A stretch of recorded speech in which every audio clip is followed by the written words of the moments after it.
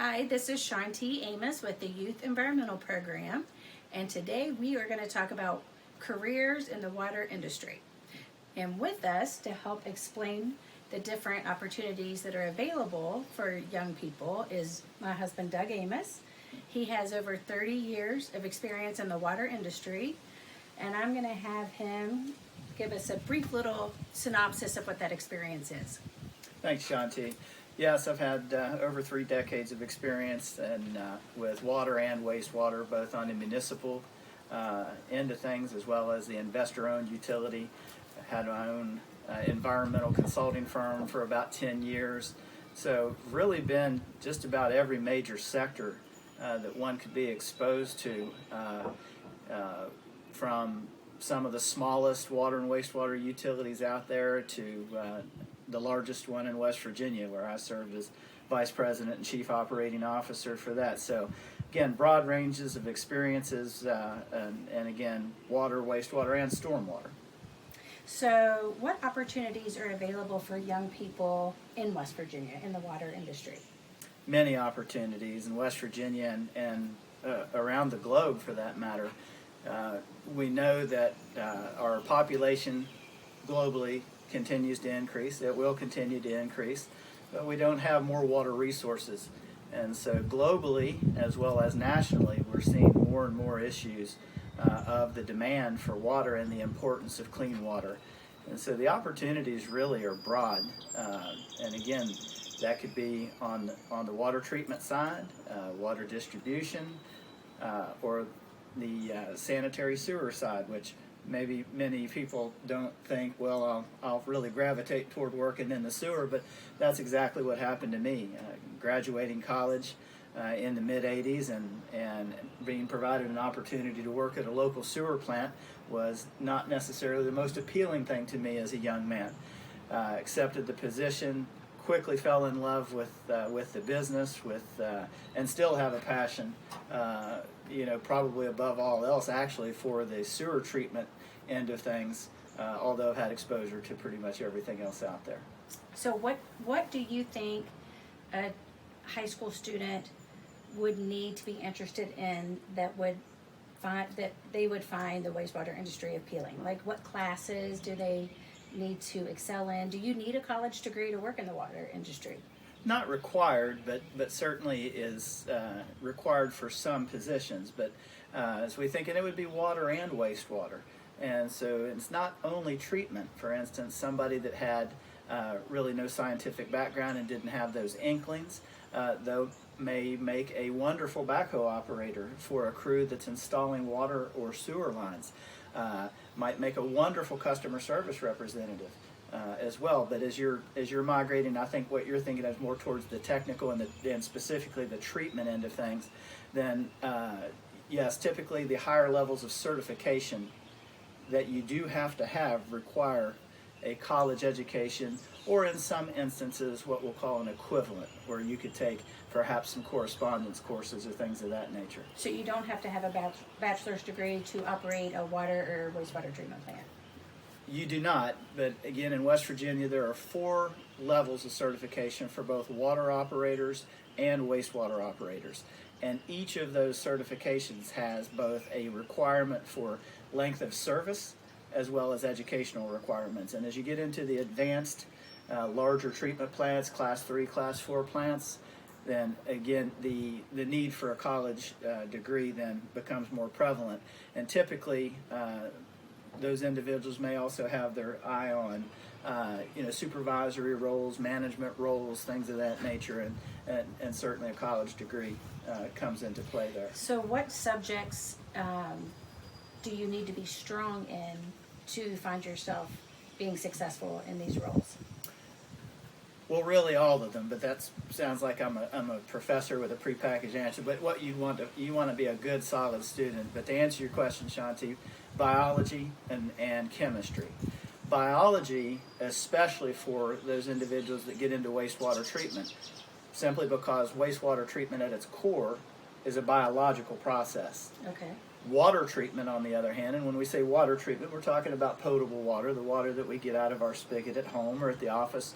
The potable water treatment is primarily a chemical process. Okay. So, but also engineering, environmental sciences, and of course math. It's you have to be able to calculate chemical dosing, flow rates. The average person doesn't realize just how technical something like water or wastewater treatment actually is, and the level of expertise that the men and women that are running these treatment plants on a daily basis really have a very high level of expertise, and they really do a great job. That's great. What other qualifications do you have to work in the industry? You've mentioned a college degree, the licenses 1 through 4. Is there anything else? No, that's the primary. But again, remember, with a licensure on both water and wastewater, there is a time and service requirement as well as an academic requirement. And so it's a bit more difficult to attain than what some would realize. Part of the reason for that, for instance, to get a Class 4 wastewater operator's license, you have to have a certain level of education or educational equivalent, but you also have to have a certain amount of time. There's an aggregate time, but you also would have to have a certain amount of time in at least a Class 3 facility. And in West Virginia, with our population hovering around 1.8 million, there's not very many Class 3 and Class 4 facilities there. So that experience can be hard to come by. Okay. Are there any professional organizations that support the industry? Oh, absolutely. The American Water Works Association is the most prevalent and widely known on the water side, and that's a international organization actually. But within each state, they have what's called a section. So the West Virginia section of the American Water Works Association certainly has been active for many years here. On the wastewater side of the equation, we have the Water Environment Federation, which is the national organization, and it also has a state subsidiary organization within each state. So I've been involved with both. They're both wonderful organizations and have a lot of input and effect and present opportunity and training and just support both water and wastewater. Another I would mention is the West Virginia Environmental Training Center in Ripley, West Virginia. Is still the hub of our activity for training water and wastewater operators as well as sewer operators. And so the young person that wants to step out into this industry has many, many resources available to him or her, and I say that on purpose.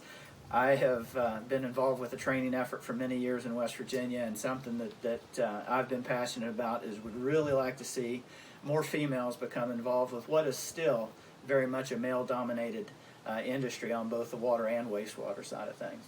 But are there professional opportunities in this area, or is it easy to find a job in this field? Especially for those that have earned certifications, I would say yes. The opportunities are there because we're seeing baby boomers throughout every market sector, not just water and wastewater, but we're seeing the baby boomers continuing to exit the workplace and creating a gap, and employment opportunities really just abound. And while we're on that, and I'm thinking about young people that may be watching this video and thinking, because when I graduated college and with a degree in biology, the thought of entering the sewer business never entered my mind. Mm-hmm. It didn't even come close to it, but I love it. I still have a passion for it, but I say that to say this: you can not only make a good living in either of the industries, but something else that I think is a real value is that it is stable employment. Mm-hmm.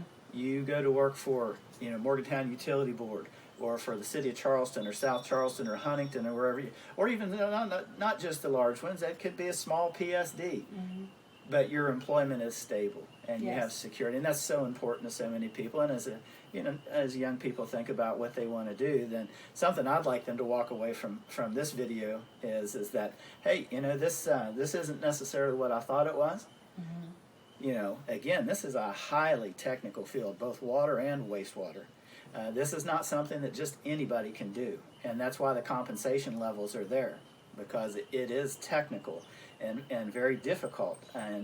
But the opportunities for somebody that would jump in and find the passion, and again, you can make a difference here. Something else that I don't think the average person realizes is that the average water professional and the average wastewater professional considers themselves an environmentalist at heart. Mm-hmm. you know, especially on the wastewater treatment end of things, we need to remember that we're all part of that problem. Yes. Unless you've gone without going, Right. as we used to say. But none That's of us right. can say that. We're all part of the problem. And that problem's not going to go away.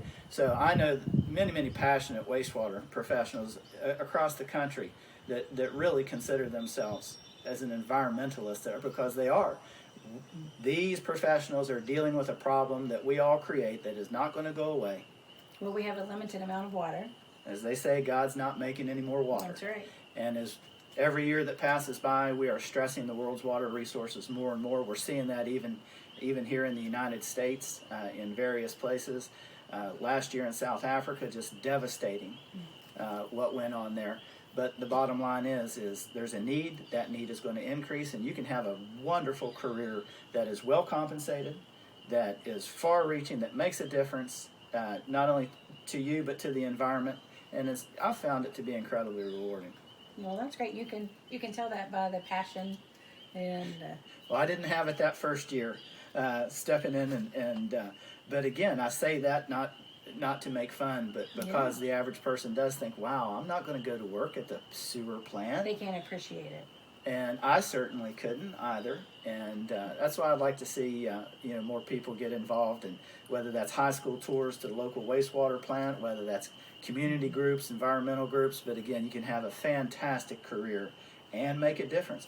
Not too many places in the world that you can really say that, where you can have a good, stable career. Yes. And one thing too that I would add to that was a bit of wisdom that my father shared to me when maybe I wasn't as excited as I should have been about the opportunity to join the team there at the city of Fairmont, was, said, Doug, go in there and get your certifications. You get your water and your wastewater certifications, you can go wherever you want. And he's right. He was right 30 years ago, and that remains correct today.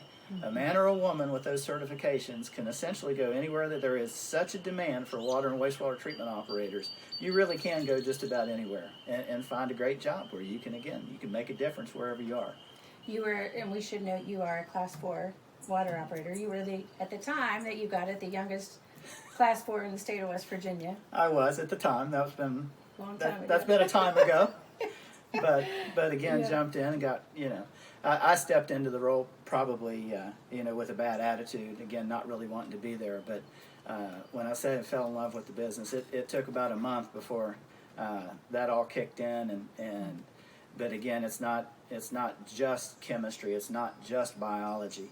The treatment systems, the pumping systems, the customer service. Right. But again, the average person doesn't realize that water systems were originally installed in areas of the United States not for people to have potable water, right, but for fire suppression, because of the great fires that's been had, and just the progression of water systems from that to potable water systems to what we see today, where it is still not uncommon in 2020 that you turn the tap on, water comes out, it's become, and again, back to the professionals that do this. How often do you hear of any issue, any public health issue, anywhere in the United States related to water?